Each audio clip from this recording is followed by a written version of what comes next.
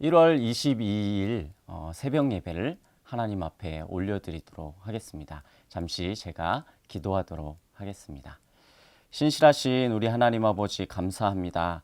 주님께서 오늘도 우리에게 호흡을 허락하여 주시고 주님을 예배하며 하나님의 말씀을 드릴 수 있도록 하시니 참으로 감사를 드립니다. 오늘 이 시간 새벽을 깨울 때에 하나님 말씀으로써 우리의 심령을 깨워주시고 그 말씀에 따라 살아내는 하나님 우리 모든 호산나 교회 성도 여러분들 될 수 있도록 주님 붙드시고 하나님 인도하여 주시옵소서.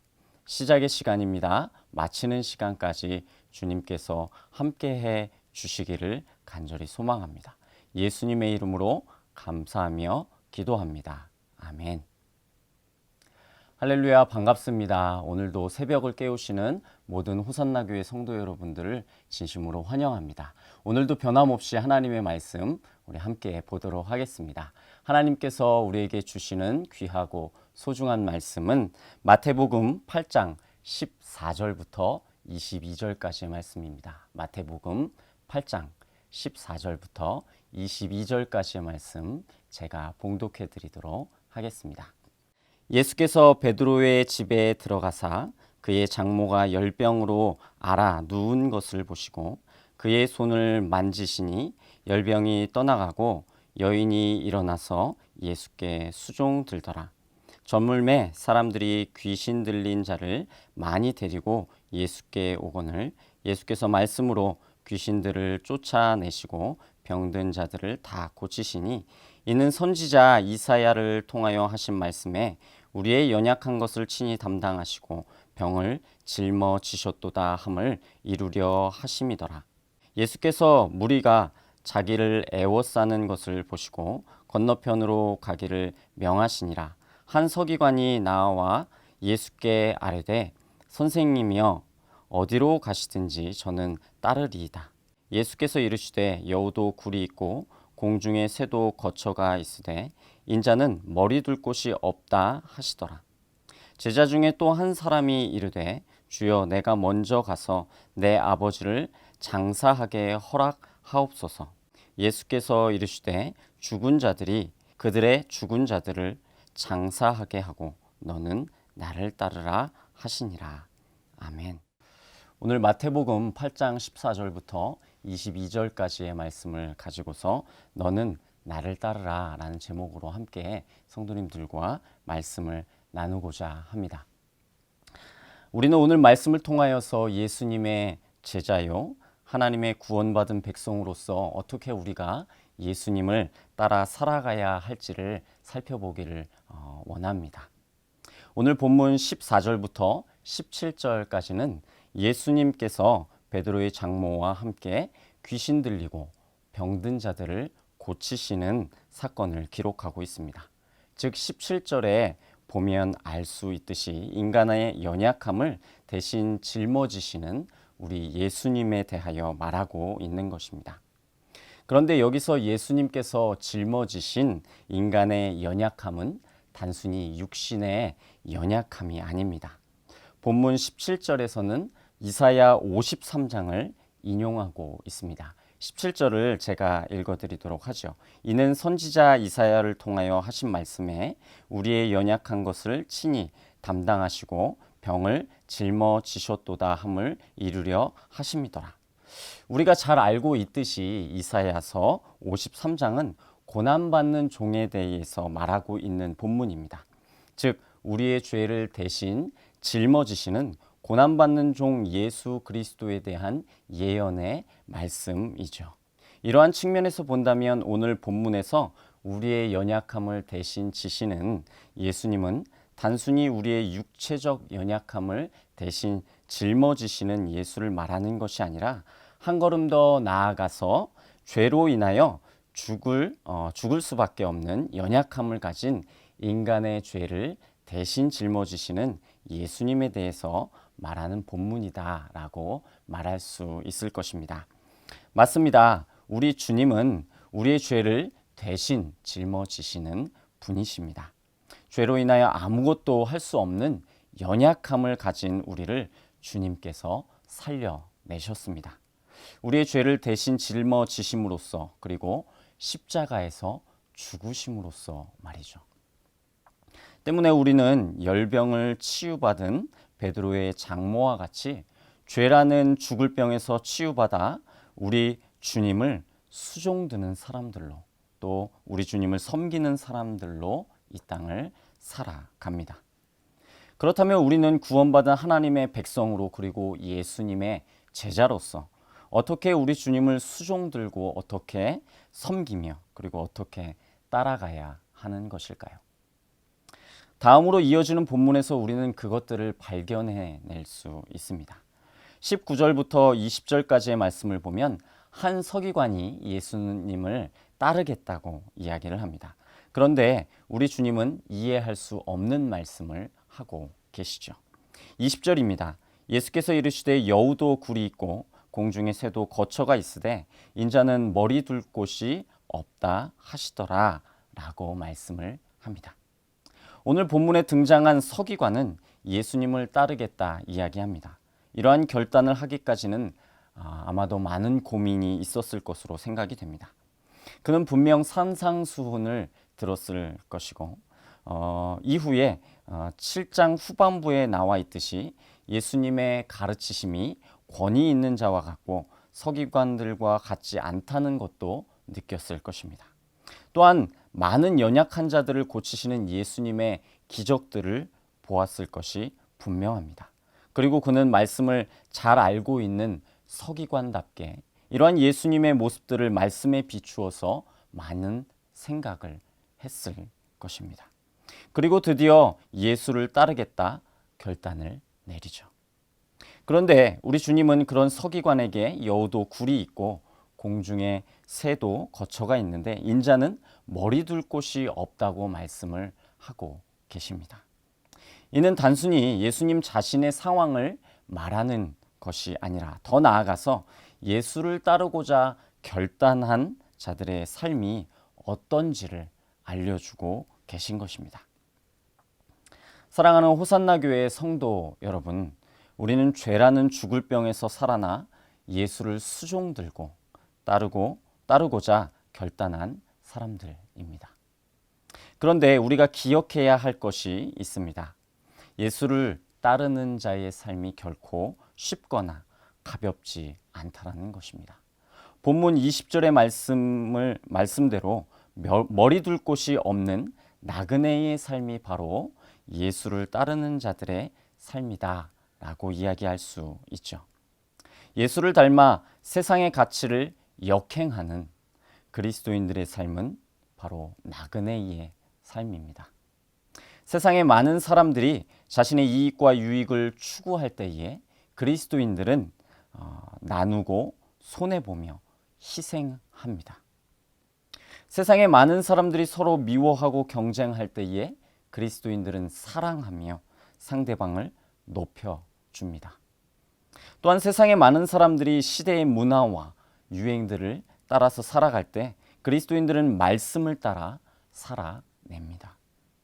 이렇게 다른 가치를 따라 살아가다 보니 세상에서 이방인 취급받고 나그네 취급받는 것이 바로 그리스도인들의 삶이죠.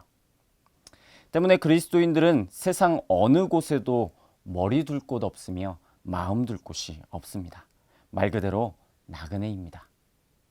예수를 수종들며 따르는 자들은 이것을 알고 기억해야 하는 것입니다. 하지만 더 중요한 것은 나그네이기 때문에 돌아갈 곳이 있다는 것도 더불어 우리는 기억해야 합니다. 나그네의 사전적인 의미를 보면 자기 고장을 떠나 다른 곳에 잠시 머물거나 떠도는 사람이라고 설명하고 있습니다. 맞습니다. 나그네의 삶은 머리 둘 곳 없는 고된 삶이지만 동시에 잠시 자기 고장을 떠난 사람입니다. 우리는 하나님의 나라라는 본향을 가진 사람들입니다. 잠시 후 그 본향으로 돌아갈 것입니다. 이것을 기억하며 살아가시는 우리 귀한 성도님들 되시기를 소망합니다. 이어지는 21절에서부터 22절까지는 한 제자가 아버지를 장사할 수 있게 해달라고 예수님께 이야기를 합니다.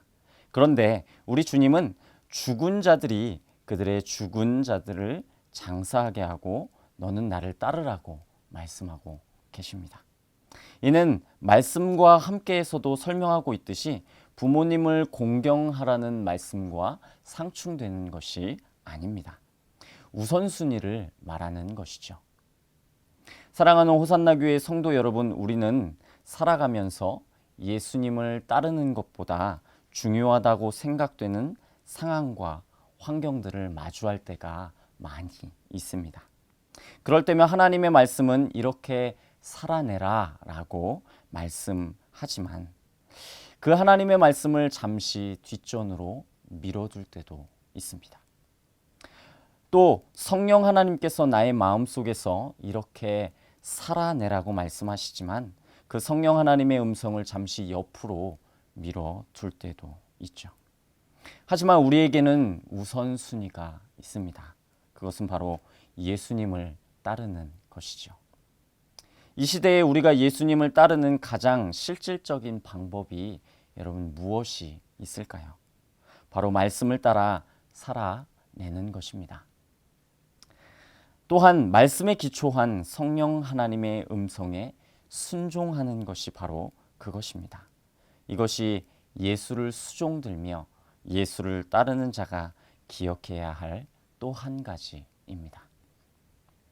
말씀을 정리하도록 하겠습니다. 우리는 죄라는 죽을 병에 걸려 죽었다가 예수로 다시 살아난 자들입니다. 그렇기에 예수를 수종들겠다, 예수를 따르겠다 결단한 자들이죠. 그런 우리가 기억해야 할 것이 있습니다. 먼저는 그 삶이 머리 둘 곳 없고 마음 둘 곳 없는 결코 쉽지 않은 인생이라는 것, 나그네의 삶이라는 것을 우리는 기억해야 할 것입니다. 하지만 더불어 돌아갈 곳이 있는 나그네의 삶이라는 것도 기억해야 합니다. 또한 우리가 살아가면서 중요하다고 생각되는 많은 상황과 환경들을 마주하겠지만 우리에게는 예수를 따르는 것이 가장 우선시 되어야 한다는 것도 우리는 기억해야 합니다. 이것들을 기억하면서 예수께 수종들며 예수를 따르시는 우리 모든 호산나 교회 성도님들 되시기를 간절히 소망하고 소원합니다. 이 시간 우리 함께 기도하면서 예배를 마치도록 하겠는데요. 먼저 호산나 공동체를 위해서 기도해 주시기를 부탁을 드립니다. 계속되는 비대면 온라인 예배로 자칫 우리의 신앙이 무뎌질 수 있겠지만 하나님께서 원하시는 온전한 예배를 올려드리는 우리 호산나 교회 공동체 될 수 있도록 함께 기도해 주시기를 부탁을 드립니다. 또 한 가지 기도해 주실 것은 다음 세대를 위하여 기도해 주시기를 부탁을 드립니다. 비대면으로 어려운 상황에 우리 다음 세대의 신앙 교육이 우려되는 상황 가운데 있지만 하나님께서 다음 세대의 신앙과 믿음을 든든히 세워주시고 지켜주시며 믿금소 비전센터 건축이 또한 순적히 진행될 수 있도록 마무리될 수 있도록 함께 기도해 주시기를 부탁드리겠습니다. 함께 기도하시겠습니다.